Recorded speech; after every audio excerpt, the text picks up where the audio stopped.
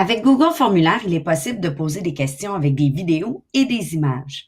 Par exemple, vous pourriez illustrer quelque chose de façon manuscrite, le prendre en photo et insérer la photo pour ensuite poser des questions à choix de réponse ou à développement. Il est possible aussi d'utiliser une illustration d'une histoire, par exemple, et de poser ensuite des questions, ou encore d'utiliser des images pour répondre. Par exemple, pour vos élèves qui ne lisent pas encore, on pourrait poser la question et l'élève répondrait avec les images.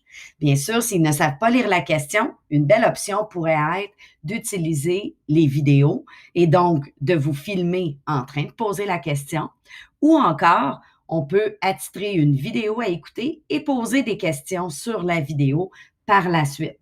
On peut donc se filmer soi ou utiliser une vidéo qui provient, par exemple, de YouTube sur un sujet donné. On a donc plusieurs possibilités avec les vidéos et les images. Pour utiliser les images, il suffit de créer une question. Donc, je vais descendre à ma question ici. Quand j'arrive à la question, j'ai une petite boîte ici d'images qui me permet, au lieu de taper une question, de mettre une image qui remplace la question ou qui accompagne la question parce qu'il est possible de faire les deux, comme dans mon exemple de lapin ici. Ensuite, pour chacune des options, lorsque j'amène ma souris pour débuter de taper le texte, je peux laisser option 1 ou encore écrire comme dans mon exemple, je suis heureux, je suis triste. Mais si je m'en vais au bout de la ligne ici, j'ai une petite image et donc j'ai la possibilité, en cliquant dessus, de venir soit transférer une image qui provient de mon ordinateur, de ma clé USB ou autre, d'utiliser l'appareil photo de mon outil numérique, donc de mon ordinateur, par exemple, dans ce cas-ci, de partir d'une URL, donc de l'adresse web de la photo, d'aller dans mes photos, dans mon disque ou encore de carrément faire une recherche directement dans Google. J'ai donc la possibilité d'utiliser des images déjà faites ou encore d'utiliser, comme je le disais, mon appareil photo pour prendre une photo, par exemple, d'une démonstration que je veux faire à mes élèves plus personnalisée. Pour utiliser une vidéo, c'est un petit peu différent. Je dois venir ici dans mes choix de questions et venir cliquer Ajouter une vidéo. J'ai ensuite le choix de faire la recherche sur YouTube de la vidéo directement. Donc, je pourrais y aller avec un sujet ou je peux y aller avec l'adresse.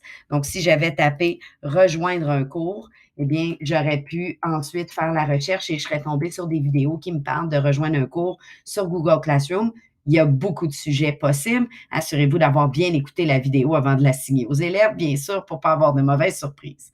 Je peux aussi, si je connais déjà l'adresse de ma vidéo, la copier et la coller ici. Sachez que dans YouTube, il est possible de mettre une vidéo non répertoriée, donc elle ne tombera pas un peu partout dans les recherches des gens. C'est seulement ceux qui ont le lien qui vont voir votre vidéo. Donc, c'est une bonne astuce pour mettre, par exemple, une vidéo de vous qui présente, par exemple, un problème mathématique ou une expérience scientifique avec des questions. Donc, encore plus de possibilités avec formulaire, avec des vidéos et des images. Et bien sûr, il est possible de mettre Google Formulaire en mode autocorrection et on peut ensuite, surtout si c'est des choix de réponses ou des réponses courtes, s'éviter un paquet de corrections ou encore donner une rétroaction immédiate à l'élève, ne pas attendre qu'on corrige son devoir. Et c'est donc, même si c'est pas évalué, donner de la rétroaction aux élèves, c'est toujours gagnant et qui n'est pas à attendre, ça l'est encore plus.